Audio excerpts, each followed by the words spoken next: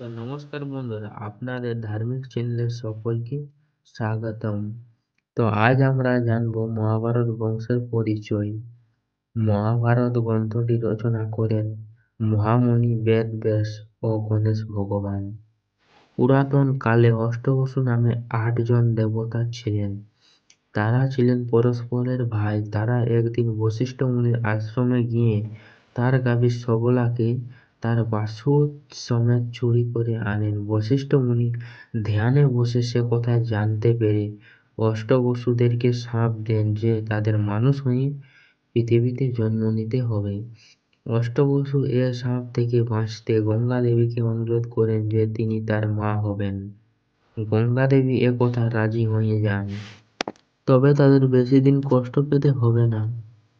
কিছুদিন পরে হস্তিনাপুর মহাভারত বংশীয় রাজা শান্তনুর সঙ্গে বিয়ে হয় গঙ্গার। তাদের 7টি ছেলে জন্মায়। কথামতো গঙ্গা সেই 7টি ছেলেকে তাদের জন্মের পর জলে ভাসিয়ে দেন, কিন্তু অষ্টম ছেলেটির বেলায় তাকে বাধা পেতে হয় শান্তনুর কাছ থেকে।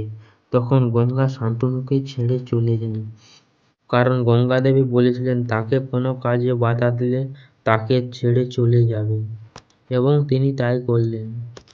এর বেশ কিছুদিন পর রাজা শান্তনুর সাথে বিয়ে হয় ধীবর কন্যা সত্যবতীর। আর সে বিবাহের শর্ত হিসেবে শান্তনু গঙ্গা একমাত্র সে জীবিত পুত্র দেবব্রতকে এই প্রতিজ্ঞা করতে হয় যে তিনি কোনোদিনও হস্তিনাপুরের রাজ সিংহাসনে বসবে না। তারপর শান্তনুর ও সত্যবতীর 2টি ছেলে হয়, চিত্রাঙ্গর ও বিচিত্রাবীর্য।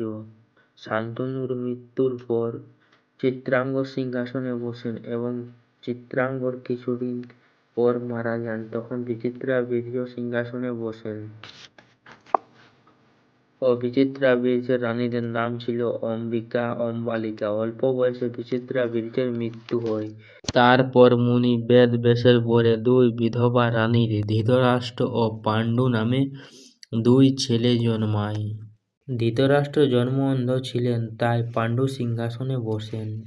পাণ্ডুর সঙ্গে বিয়ে হয় কুন্তী ও মাদ্রীর, আর ধৃতরাষ্ট্রের সঙ্গে বিয়ে হয় গান্ধারীর। ধৃতরাষ্ট্রের বড় ছেলে দুর্যোধন।